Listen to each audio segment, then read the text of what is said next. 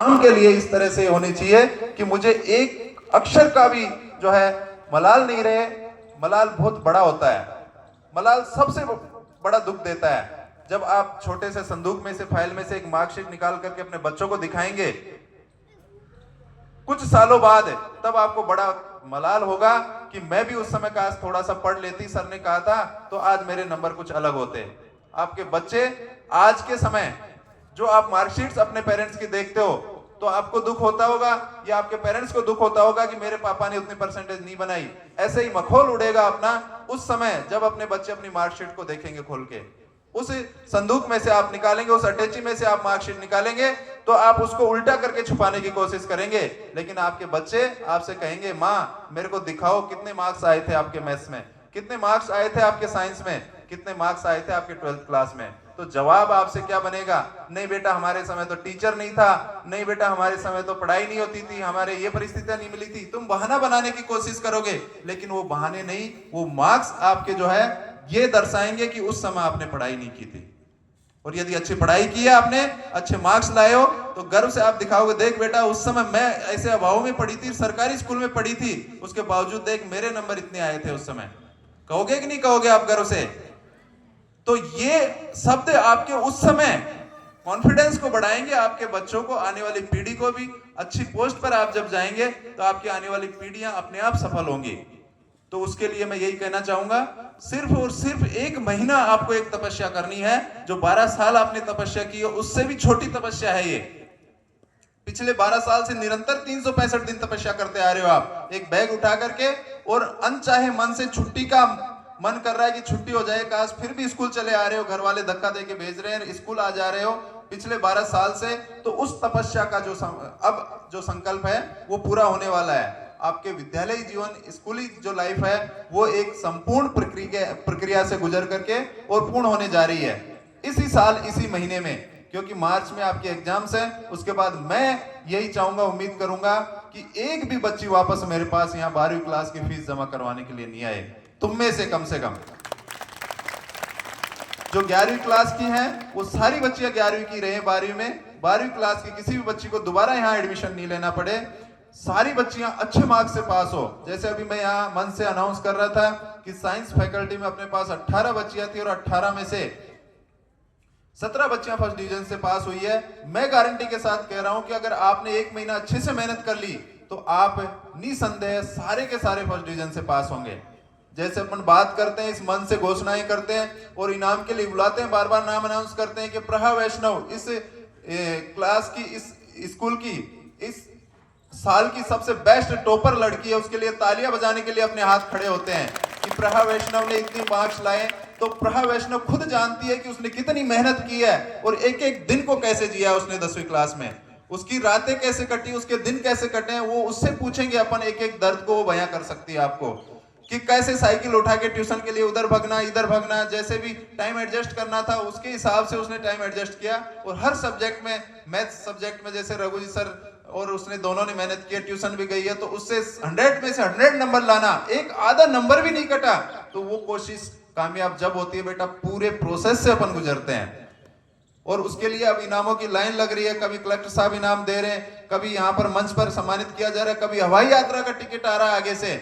तो ये सम्मान आपको सबको मिलना चाहिए। मैं कह रहा हूं हर एक बच्ची में प्रहा वैष्णव की आत्मा होनी चाहिए।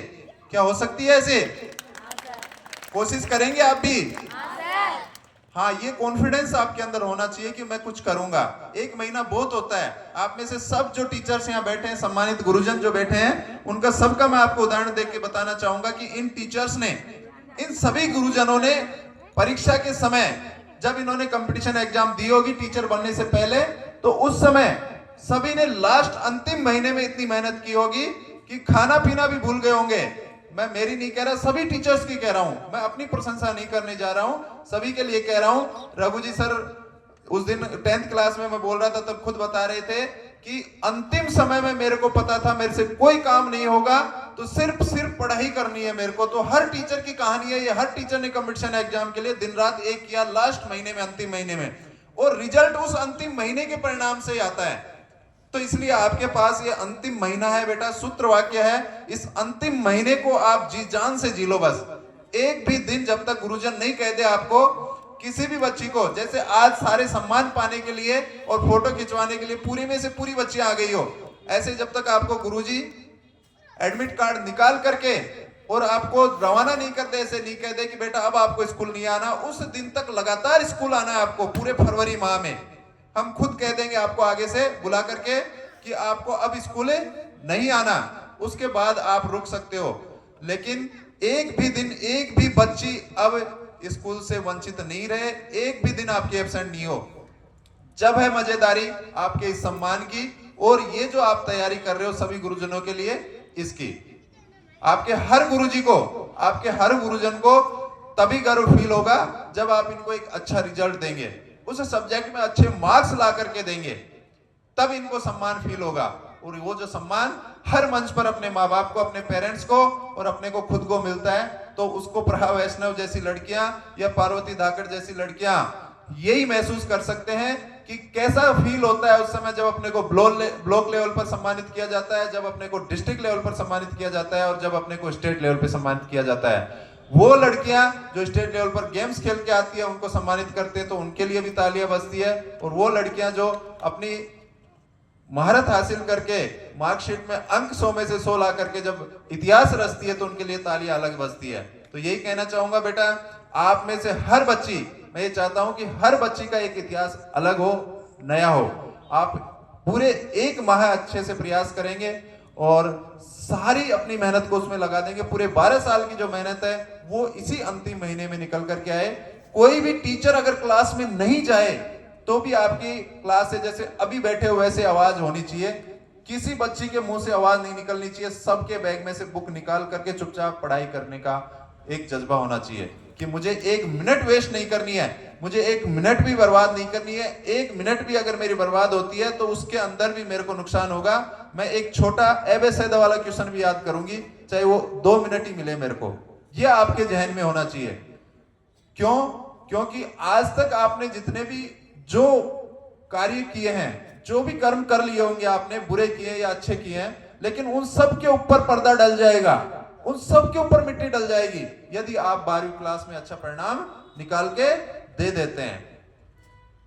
ऐसे ही सेम 10वीं क्लास के लिए, जो बच्चे 10वीं क्लास में इस बार, उनके लिए भी जो परिणाम 10वीं का आएगा वही आगे आपकी दिशा निर्धारित करेगा कि आपको कौन सा सब्जेक्ट लेना है, कौन से स्कूल में पढ़ना है, कहां जाना है। आप अपने मन से सब्जेक्ट चूज करोगे।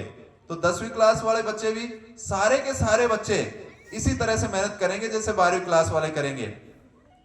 तो कई बार जैसे मैं क्लास में जाता हूं, 10वीं क्लास में कल परसों ही गया था, तो मैं रघु जी सर ने कहा कि 28 बच्चियां एब्सेंट है। 28 बच्चियां अगर एब्सेंट है तो फिर आप क्लास में पढ़ क्या रहे हो? तो ये स्थिति नहीं आनी चाहिए। 10वीं क्लास वाले बच्चे जहां भी बैठे हैं, एक बार हाथ खड़ा करके मेरे को आश्वासन देंगे कि हम रोज आएंगे और सारे बच्चे आएंगे। डेली आओगे? वेरी गुड, शाबाश। 8वीं क्लास वाले किधर बैठे, हाथ खड़े करेंगे एक बार। 8वीं क्लास, सभी के A ग्रेड आनी चाहिए 8वीं क्लास में भी। क्या लाओगे A ग्रेड? आवाज ही नहीं आई। लाओगे? हाँ। और 5वीं क्लास वाले, 5वीं क्लास वाले किधर हैं? हाँ, वेरी गुड। सभी को जो है 5वीं क्लास, 8वीं क्लास,